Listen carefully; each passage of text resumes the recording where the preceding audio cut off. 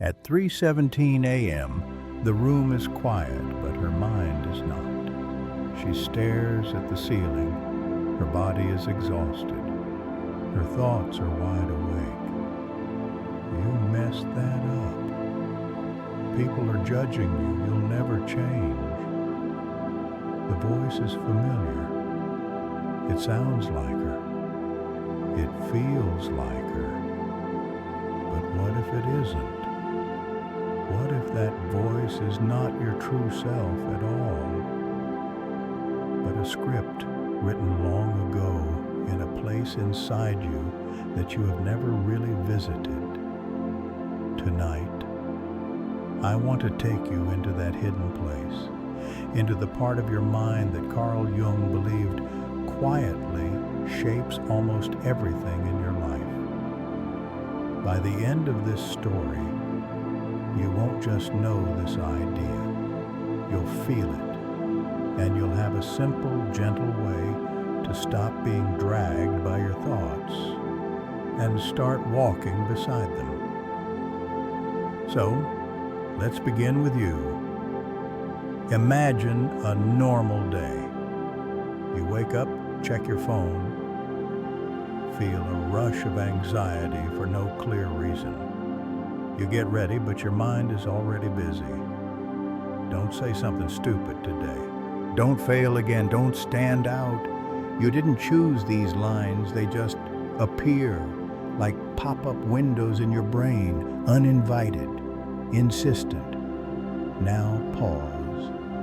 If you could freeze that moment and step back, who is actually speaking?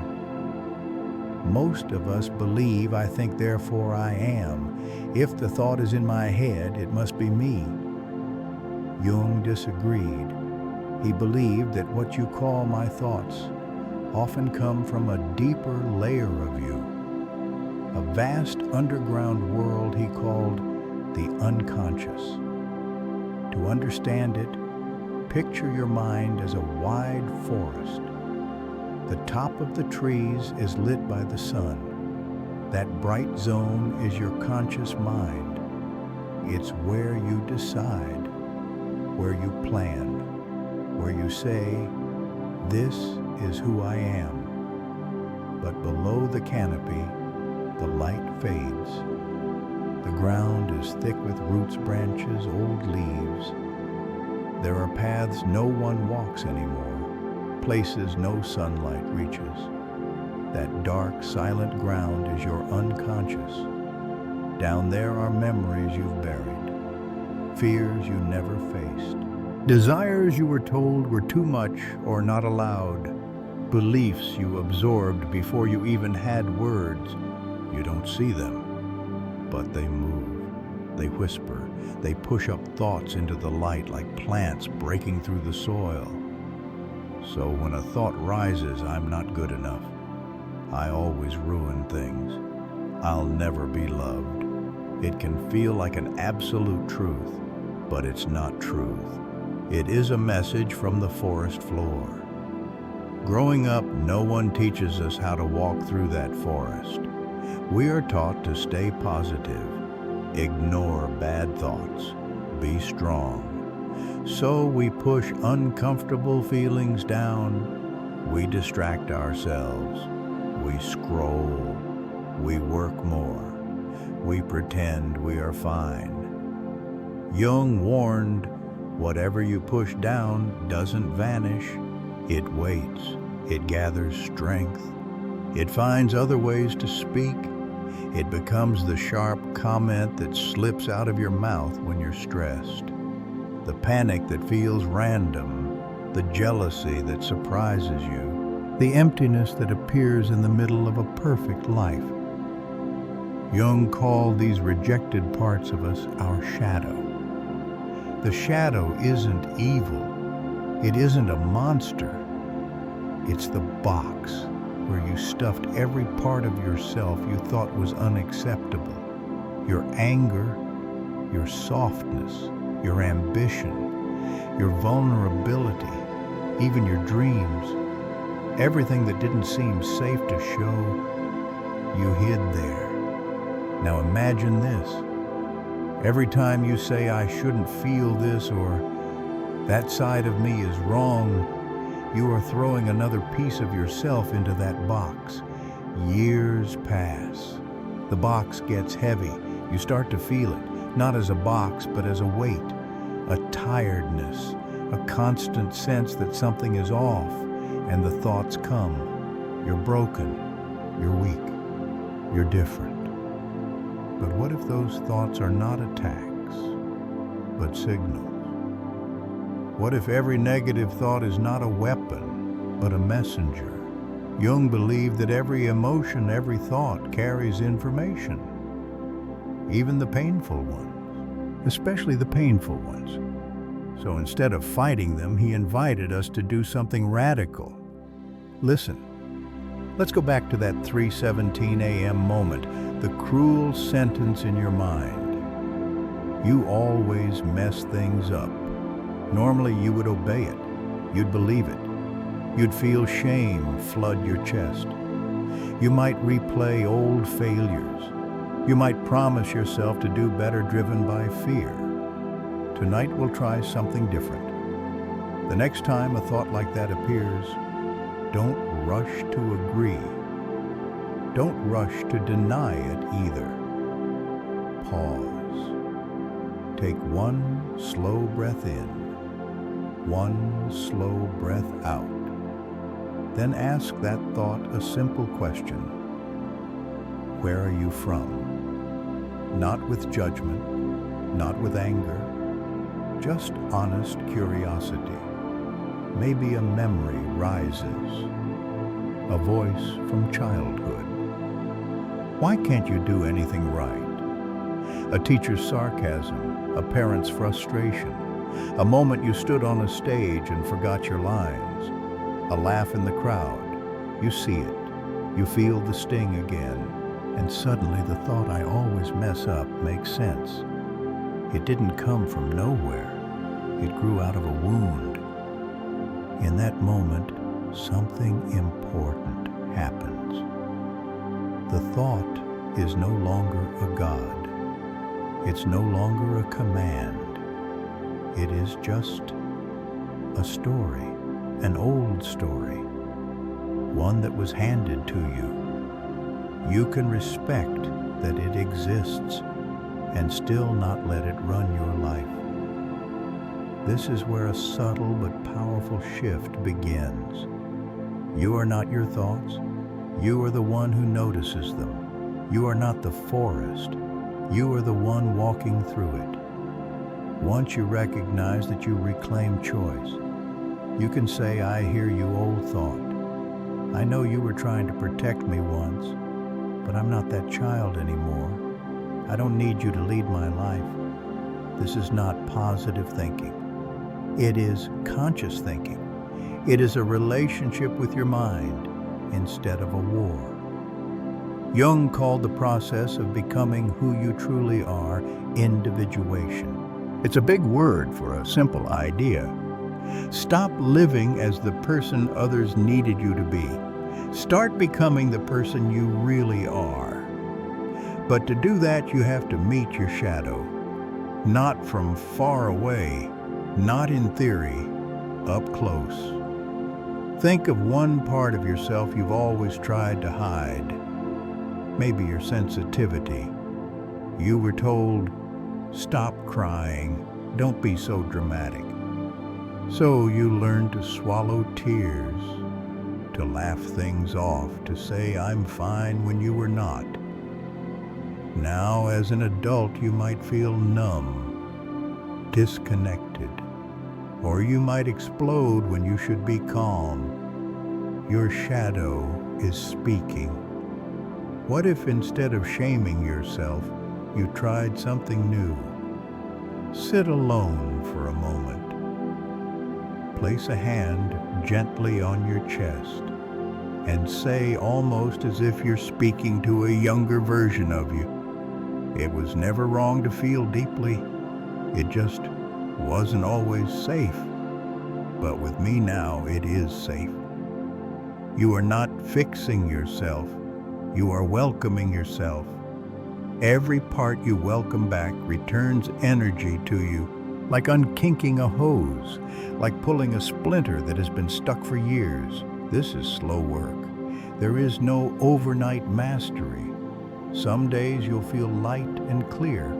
Other days, old thoughts will roar back louder than ever. That doesn't mean you are failing. It means you are touching deep layers. Here is something that can help on those harder days. When a wave of thoughts floods your mind, try this simple practice. Step 1. Name what is happening. Silently say, I am noticing a storm of thoughts. Step 2. Find your breath. Don't force it. Just feel one inhale, one exhale, like you're gently anchoring yourself. Step 3. Separate the thought from your identity. Instead of, I am a failure, try. There is a thought saying, I am a failure. It seems small, but that tiny shift moves you from inside the thought to outside it, from prisoner to witness. From there, ask, what might this thought be trying to protect? Maybe it's afraid of rejection. Maybe it doesn't want you to try something new and risk being seen. In a strange way, even harsh self-talk often has a clumsy intention. It wants to keep you safe. You can honor that intention without accepting the method. You can say, I know you're trying to protect me. Thank you. But I choose a different way now. As you do this, more often another one of Jung's ideas becomes very important: projection. Have you noticed how the traits you hate in others often mirror something inside you? You call someone arrogant, but secretly you're afraid of your own confidence. You envy someone's success, but deep down you abandoned a dream. Life becomes a hall of mirrors. Each person who triggers you is a reflection. Each reaction is a clue. The next time someone irritates you more than seems reasonable, pause the story about them and ask a brave question. What part of me feels exposed right now?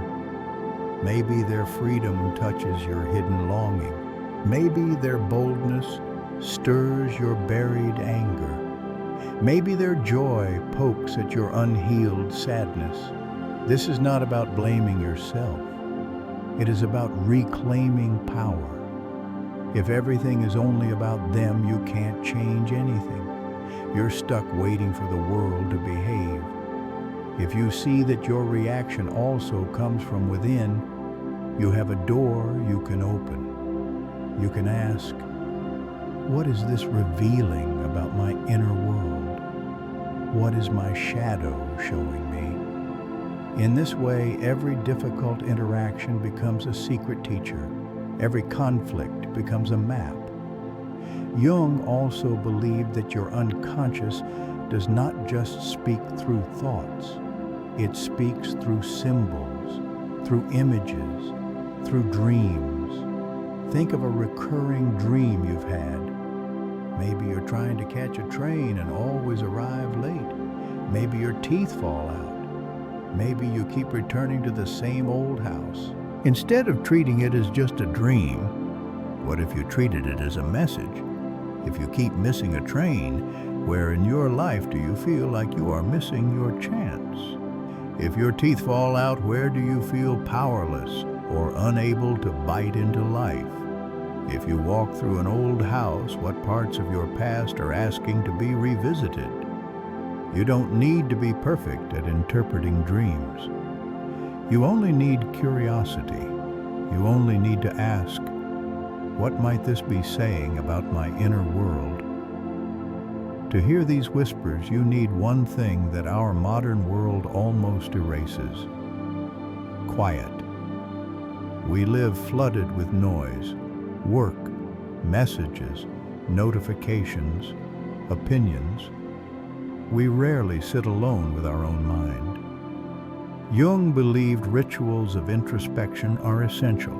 They don't have to be religious. They don't have to be long. They just need to be honest. Maybe for you, it's 10 minutes in the evening. You put your phone away, you sit with a notebook. You write down every thought that crosses your mind for 2 minutes. No filter, no editing. Then you look at the page and ask, if this were someone else's inner voice, what would I say to them? Would I speak to them this harshly? Would I believe these stories so quickly? Often the answer surprises you. You see how cruel your inner dialogue has become. You see expectations that are not yours.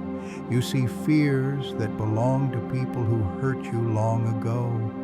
That moment of seeing is powerful because you can't unsee it. Now we come to a crucial idea. Your goal is not to have perfect thoughts. Perfection is a trap. Perfection says, once I never have negative thoughts again, then I'll be happy. That day never comes. Jung's path is different. His path is integration. Integration means this. You accept that you are both light and shadow, strong and fragile, brave and afraid, loving and angry, capable and uncertain. You don't have to choose one side and kill the other. You learn to hold both. When a painful thought arises, you don't panic. You don't think, I shouldn't think this. You think, another piece of me asking to be seen. That simple change dissolves a lot of inner violence. You stop attacking yourself for being human. You stop trying to delete parts of your own soul. This is what authenticity really means. Authenticity is not about being happy all the time. It's not about having an aesthetic life that looks good on a screen. Authenticity means that the person outside matches the person inside. You no longer wear as many masks. You don't waste as much energy pretending. You don't live just to satisfy the shoulds in your mind. One of the deepest causes of suffering is the gap between who you are and who you think you must be to be loved. That gap lives in your thoughts. I should be more successful by now. I should never feel anxious. I should always be productive. Those sentences are heavy. They turn life into a test, and you always feel like you're failing. Today, you can begin to question them. Who told you that your worth equals your productivity? Who decided what successful enough means? Whose voice are you still hearing when you say, I should? You might realize that many of your shoulds are inherited from parents, from culture, from school, from social media. They are not sacred truths. They are suggestions. You are allowed to say no. When you gently loosen these beliefs, something almost magical happens. Your perception of the world shifts. New possibilities appear. People enter your life who match your inner changes. Jung called this mysterious pattern synchronicity. Synchronicity is when outer events line up with your inner state in a way that feels meaningful but not planned. You're wrestling with a big question, and a book falls open to the exact page you needed. You're finally honest about what you want, and a person appears who can help you move toward it. You decide to end a pattern of self-betrayal, and an opportunity arrives that lets you practice saying no. Is it magic? Is it chance? Is it your brain noticing what it used to ignore? Maybe it's all three. Jung's point was simple. When you transform inside, the world outside doesn't stay the same. Your thoughts are not small. They are not harmless. They are not private little clouds that float away without effect. They shape how you speak, how you walk into a room, how you notice opportunity, how you respond to pain, how you love, how you limit yourself, how you rise. Every day, without realizing it, you are casting a vote. With each repeated thought, you vote for the kind of life you will live. I can't is a vote. I'm learning is a vote.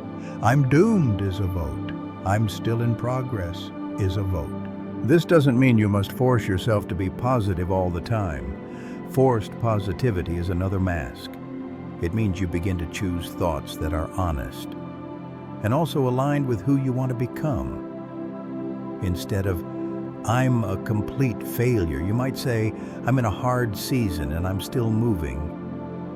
Instead of, nobody will ever love me, you might say, I'm learning how to love myself, and that changes who I attract.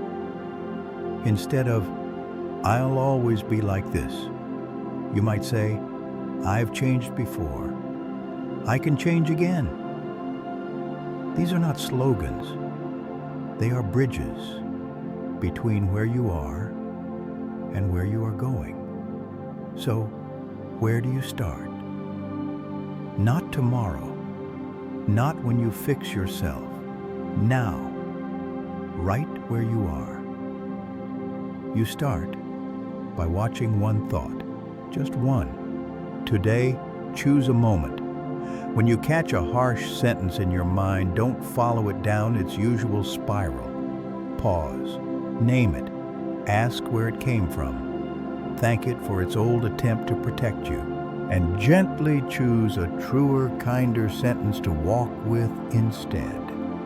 Do this once. Then again. Then again. Some days you'll forget. Some days you'll get swept away. That's okay. You can always come back. This is not a straight line. It is a spiral. Each time you return, you come back with a little more awareness, a little more courage, a little more compassion for yourself. And slowly, you notice the forest has changed.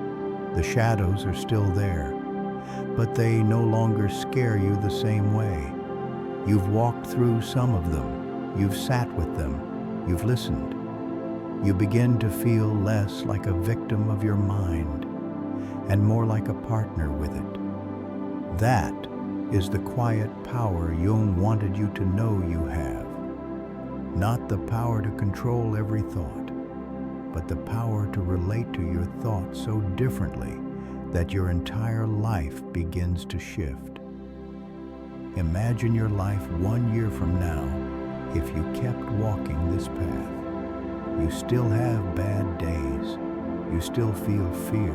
You still have doubts. But they don't define you. They visit. They speak.